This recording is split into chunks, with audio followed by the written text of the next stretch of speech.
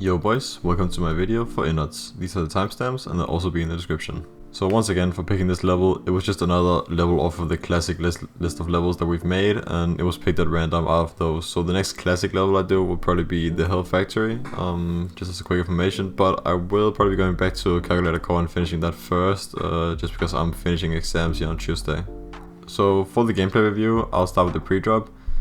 I was actually expecting these timings to be a lot harder than they were, so it was a lot easier than I had expected.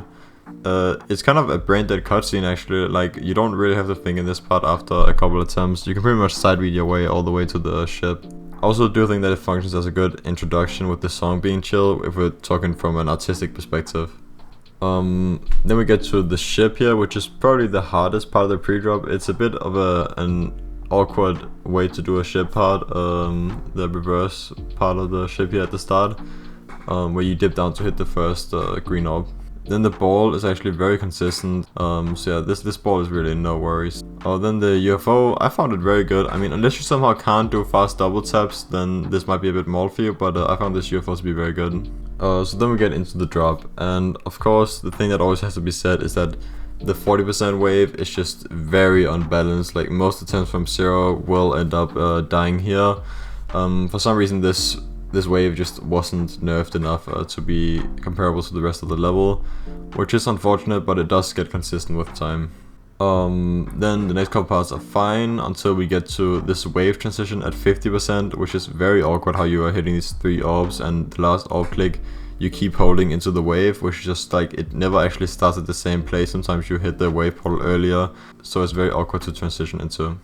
And then directly after that we actually have this triple tap at 54%, which required very high CPS, at least high CPS compared to what I've normally been getting. So yeah, this triple tap always killed me, even towards the late parts of my experience with this level. Then at 59% you actually have this this one drop down where you fall from this high ground, then there's a slope that you fall off of to hit the lower ground, and on this you gotta do this this lazy click, which basically means you can't hold into it, but you can't wait a while after you land as well. You have to pretty much click a couple frames after you land, which is weird from this angle to read. And then obviously the 62 wave is also hard. Once again, it's a wave that wasn't nerfed enough. Probably this triple tap in the mouth of this monster is kind of CPS based. That was definitely something that that was on the higher side of what I'm able to pull off. And then surprisingly, all these last parts were very doable and very fun actually, which is why I feel like this is actually a very flugable level.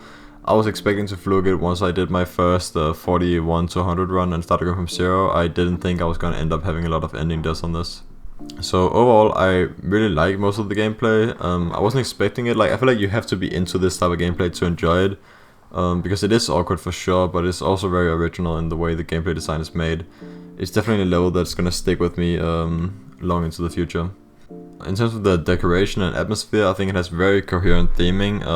It's a very nice progression from the very sterilized beginning part into these very messy parts towards the ending, where it starts to get much more bloody and chaotic. So yeah, in terms of the actual balancing, it is definitely first half heavy, mostly due to the 41% wave, but also some of the issues that the pre-60 parts do have. So I feel like it's really personal preference. If you like this type of balancing, then definitely go for this level. And if you also do end up liking the awkward gameplay, then this might actually be one of your favorite levels.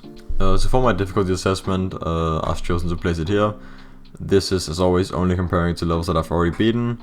And since it's been a while since I beat Wavebreaker, I've kind of just tried to trust the actual legacy placings on this one and placed it between Concave Memories and Wavebreaker.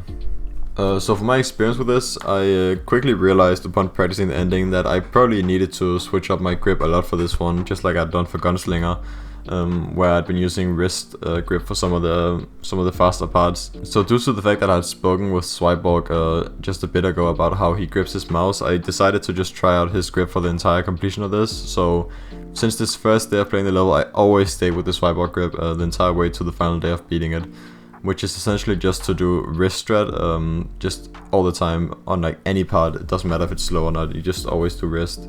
So this would allow me to not really struggle with any of the CPS parts except for maybe the one in 54. So yeah, after I started using that strat, it was actually very fun to learn. I enjoyed learning most of the parts because most of the frustration only comes from how inconsistent some of the parts are from zero. but actually going from the parts themselves, it felt very fun. I relatively quickly got my first 41 to 100 run, which made me feel like I could probably fluke this level pretty early on. So yeah, I wasn't expecting to die at the ending that much, but I eventually did end up dying a lot and also got a bit frustrated from it, but since I did enjoy how the gameplay was made and the theming and stuff, I ended up still liking it in the end. So with all that being said, let's just check out the completion.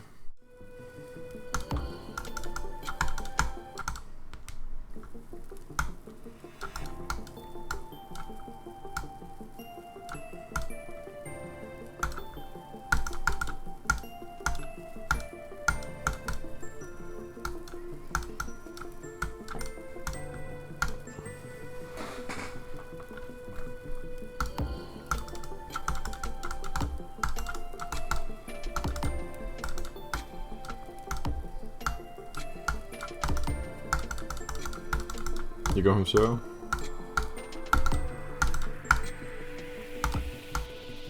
Yeah.